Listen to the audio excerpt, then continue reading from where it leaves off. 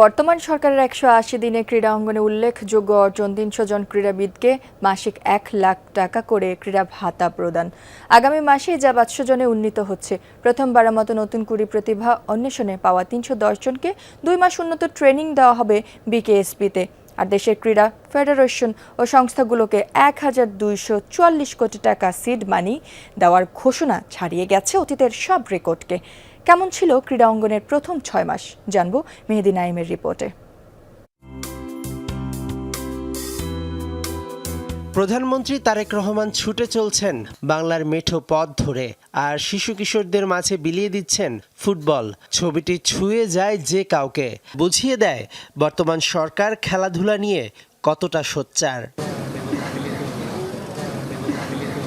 খেলা হলে পেশা, পরিবার পাবে ভরসা, এই স্লোগানকে সামনে রেখে চলতি বছরের মাঝামাঝিতে ৩০০ জন ক্রীড়াবিদকে মাসিক ১ লাখ টাকা করে ক্রীড়া ভাতা দেবার যুগান্তকারী সিদ্ধান্ত নেয় সরকার, যা শিগগিরই ৫০০ জনে উন্নীত হবে। এতে একজন খেলোয়াড় পূর্ণ মনোযোগ দিতে পারছে, যার সুফল আগামী ৫ বছরের মধ্যে পাবে বাংলাদেশ। আমরা ৫০০ জন ক্রীড়াবিদকে আমরা মাসব্যাপী, বছরব্যাপী এবং তাদেরকে স্থায়ীভাবে আমরা ক্রীড়া ভাতায় অন্তর্ভুক্ত করে আমরা তাদেরকে ক্রীড়া ভাতা প্রদান করব ইনশাআল্লাহ। অত্যন্ত ইতিবাচক ৬টি মাস হয়েছে আমাদের। আমরা অনেক কিছু পেয়েছি, বলতে গেলে অনেক নতুন জিনিস দেখেছি এবং অনেক কিছু দেখেছি যা নতুনভাবে করা হবে, যেটাতে ডেফিনেটলি ফুটবলের বেনিফিট হবে। একটা সময় বাংলাদেশের সংস্কৃতি অঙ্গনে নতুন কুড়ি থেকে উঠে আসা তারকারা যেমন দাপট দেখাতো, তেমনি কিশোরগঞ্জের হাওরকন্যা মারিয়া, মাথায় ৯ সেলাই নিয়ে মাঠে ফুটবল খেলতে নামা অনন্যারা ক্রীড়াঙ্গনে নতুন কুড়িতে চ্যাম্পিয়ন হয়ে আগামী দিনে বাংলাদেশের প্রতিনিধিত্ব করতে প্রস্তুত। দ্বিতীয় আসরে ইউনিয়ন পর্যায়ে ট্যালেন্ট হান্টিং প্রায় ৫,০০০ টিম নিয়ে নতুন কুড়ি আয়োজনের অপেক্ষায়। কিছুদিন আগে আমাদের নতুন কুড়ির প্রথম পর্ব অত্যন্ত সফলভাবে সম্পন্ন হয়েছে। ৩০% মেয়ে ছিল এখানে রেজিস্ট্রেশনকারী। এটা একটি বিশাল উদ্যোগ এবং বিশাল সাফল্য।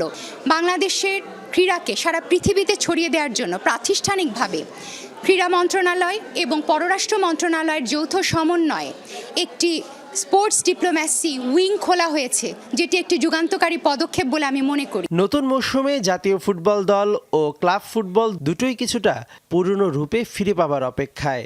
আমাদের এর আগে যে জাতীয় লিগটা হতো, আপনারা জানেন যে জাতীয় লিগে আপনার রাজশাহীতে খেলা হতো, সিলেটে খেলা হতো, চিটাগাংয়ে খেলা হতো, আপনার কুমিল্লাতে খেলা হতো, আপনার খুলনাতে খেলা হতো। এই যে ডিস্ট্রিক্টগুলি, এই ডিস্ট্রিক্টগুলোতে খেলাগুলা পরিচালনা করতে হবে এবং ডিস্ট্রিক্টগুলিতে খেলাগুলো নিয়ে যেতে হবে। তাহলে আমি মনে করি প্রচারও বাড়বে। সামনে জাপানে এশিয়ান গেমসের হাতছানি।